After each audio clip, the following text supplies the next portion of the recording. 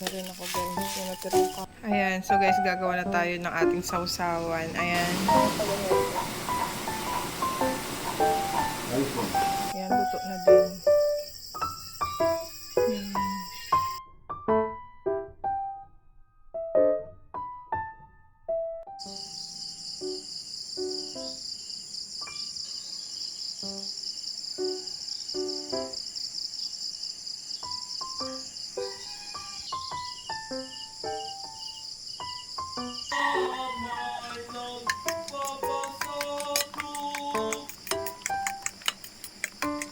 So, nag-prito lang ako. Itong itlog. Sa iba.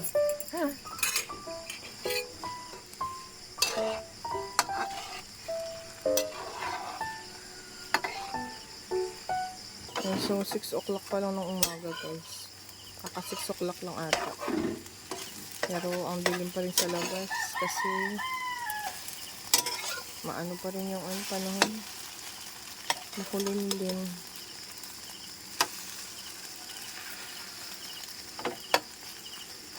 Makulimlim ang panahon natin.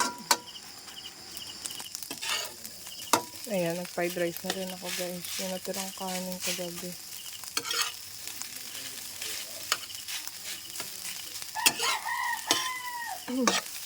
Yung fried rice ko lang kasi sayang. Ayan. Water mo. Asan na yung ano mo? Ito pa. Ay, aalis na si Kuya. Bye-bye, Kuya. Bye-bye. Bye-bye. May towel ka na? Bye. See you later. Bye. Bye. Alis na siya guys. Pasok na siya sa school. Maaga kasi yung nila klase. 7 o'clock. Bye. Bye. Alis, babay na kay Kuya. Babay na kay Kuya. Babay Kuya. Babay na kay Kuya. Babay. Babay na kay Kuya. Babay na kay Kuya. Bye-bye. Pakain mo sino na. Bye-bye. Babay na kay Kuya. Bye-bye. May takip. Yung takip pala ng maliit na bote. Bye-bye Kuya. Bye-bye. Kuya, bye-bye. Hindi siya nakasama. Nagalit siya kasi hindi siya nakasama.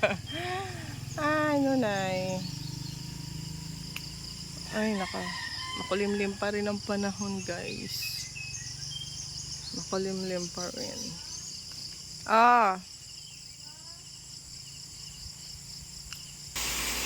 Yan, sinikay naman, guys, ang nag-aalmusal. Hello. Ayan yung almusal nila. Yan, sinangag, tsaka egg. Oh, hindi kayo kumain ito? Tawag dyan?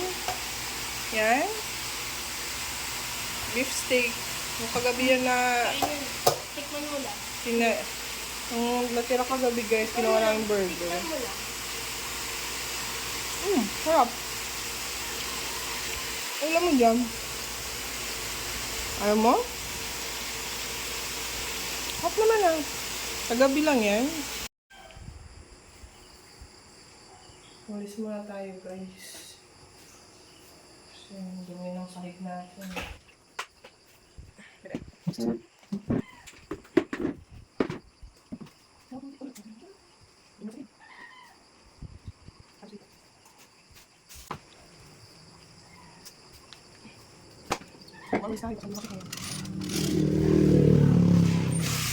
Bye-bye, Nix! Ayan, sinikay naman. Hatid ni Papa niya. Bye-bye! Bye-bye!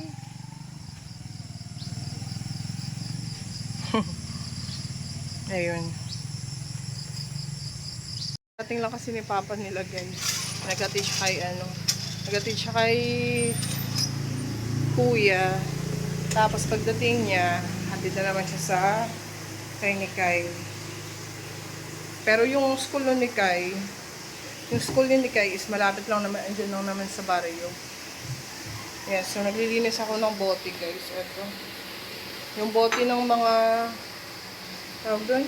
Yung bote ng mga, tawag doon yung mga ketchup. Yan. Kasi, ay sus, nire-recycle ko siya. Tapos ito pa yung malaki.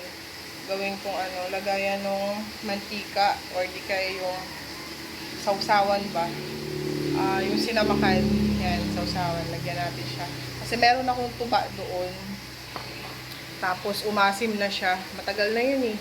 Tapos umasim na, ayun, gagawin ko na lang siyang suka talaga. Palagay-lagay natin sa ano, sa paksiw. Yan, tapos yung iba gagawin natin sausawan. Yan, kaya eto, nililinis ko siya. Yung mga kundi na lang naman na natira, hindi na siya gagamitin. Yan, nilinisin ko kasi para malagyan ulit. Sayang naman kasi pagka pwede pa naman siyang lagyan, di ba? Pwede pa namang lagyan ng mga mantika at saka suka. Ayan. So, linisin muna natin to guys.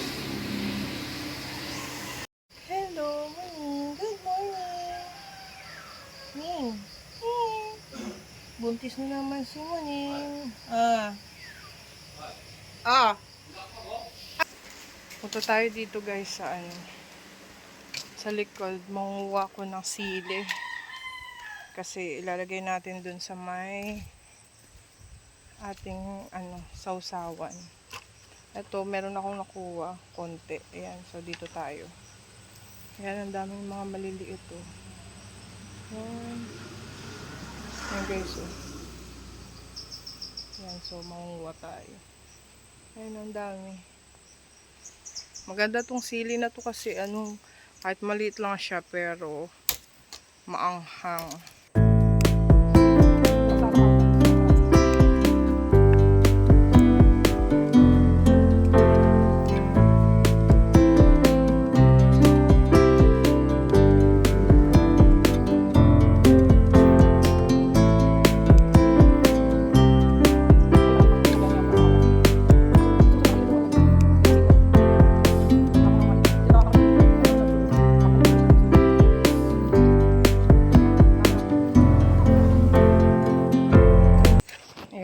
So, okay na to guys. Doon naman tayo sa kabila. Ito yung nakuha natin. Oh. Ayan. So, dito naman tayo sa kabila. Mahaba doon.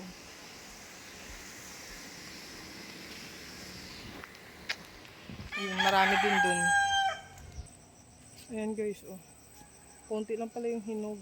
Ayan. So, ito lahat nakuha nating sili guys. Ayan. Pwede na itong ilagay sa ano, sausawan natin. Ayan, pwede na yan. Hahaluan ko pa naman siya ng ano eh, luya tsaka bawang. Ayan. Okay na to guys. Ayan, so guys, gagawa na tayo ng ating sausawan. Ayan. Naghiwa na ako ng ano dito. Ayan, yung tawag dito yung ginger tsaka ito yung ating bawang. Tapos ito yung ating sili na nakuha kanina. Tapos, etong ating suka. Sukang tuba. Ayan. So, matagal ko rin to bago napaasim, guys. Tagal-tagal din. Ayan. So, i-transfer na natin dito. Ayan. Ang sarap ng pagkaasim niya kasi nga, alam mong fresh na fresh talaga siya. Galing sa nyug. Ayan. So, gawa na tayo, guys. Ayan. Gawa na tayo, guys. Unahin natin ang sili. So,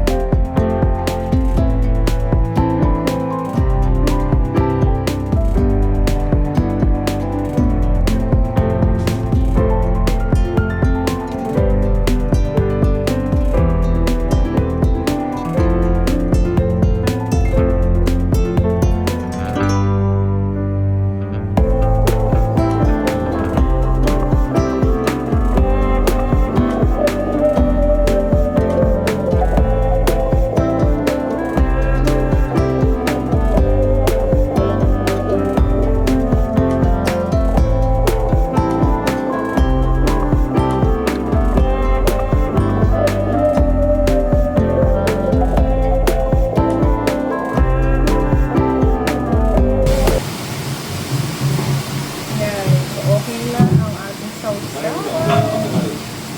Ayan guys. At meron tayong ano dito na tirang tupa.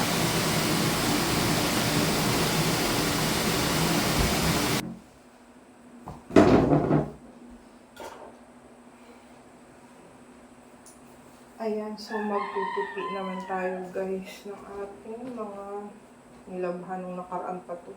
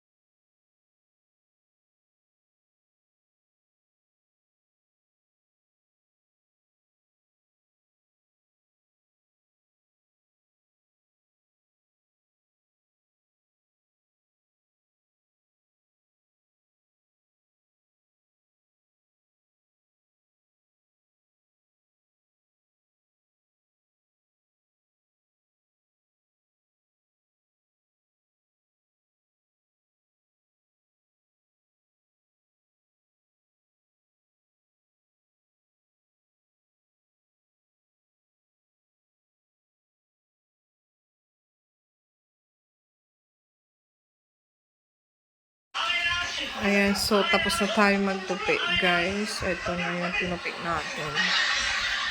Ayan, so ilalagay natin sa batya. Ayan, ilalagay ko yun sa taas mamaya. Ayan, lagay natin dito.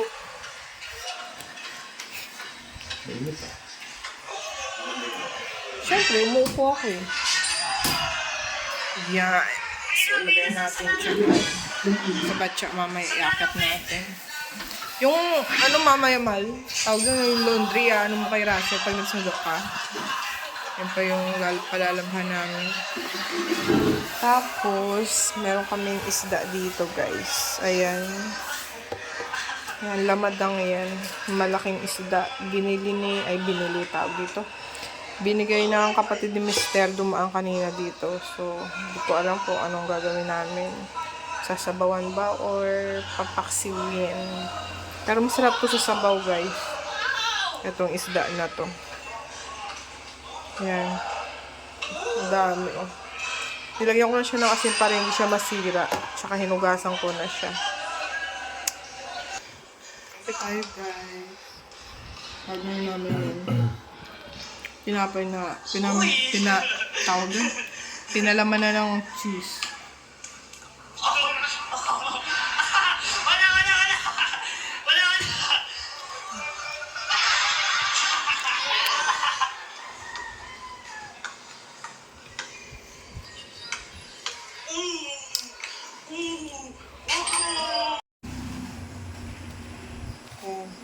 So, papaksiwin na natin to guys, yung isda.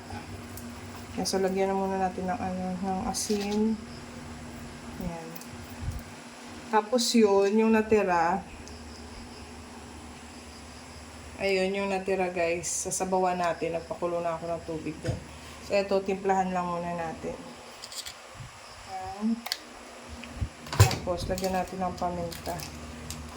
Pag hindi na ubos to, pwede naman itong initin bukas. Pwede rin siyang lagyan ng gata. Tapos konting pampalasa. Tapos yan, ito yung ating tuba. Ito yung papasarap sa ating paksiw. Yan. Yun. Tapos yan, tapos tubig.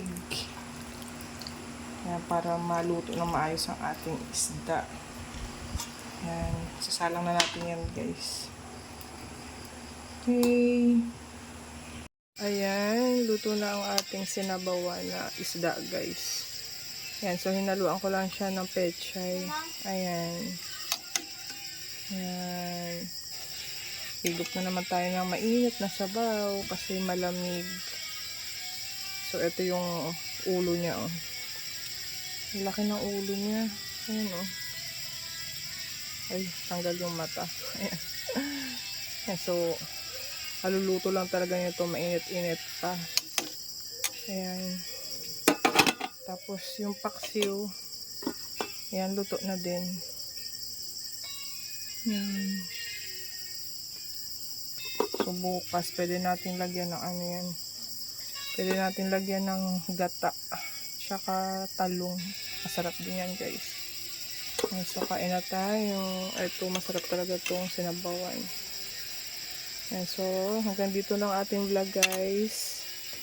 Thank you for watching. See you on our next one, guys. Bye!